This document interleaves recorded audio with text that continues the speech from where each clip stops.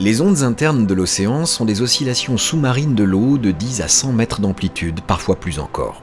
Elles résultent d'un déséquilibre des couches stratifiées de l'océan, c'est-à-dire des couches de densité différentes.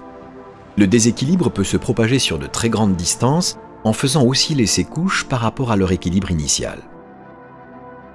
Elles s'observent partout où le contraste de densité sur la verticale est bien marqué, comme ici, la rencontre à Gibraltar des eaux plus salées de la Méditerranée et des eaux de l'océan Atlantique. L'excitation de ces ondes internes provient de différents mécanismes, déterministes comme par exemple le passage de la marée sur des obstacles bathymétriques, monts sous-marins, talus continentaux. On parle alors de marée interne. Elle peut aussi provenir de phénomènes plus aléatoires comme les tsunamis ou encore les fortes tempêtes océaniques. Elles peuvent également être causées par des phénomènes complexes d'origine encore mal identifiée. Considérées comme des perturbations dans l'espace océanique sous-marin, les scientifiques estiment qu'elles ont un impact non négligeable sur la circulation océanique, les courants marins, les échanges d'eau froide et d'eau chaude et donc le climat. Seule la partie superficielle des océans est observée par les satellites. Les modèles 3D sont nécessaires pour simuler le fonctionnement tridimensionnel des océans. Mais la connaissance des ondes internes manque cruellement pour établir des modèles précis.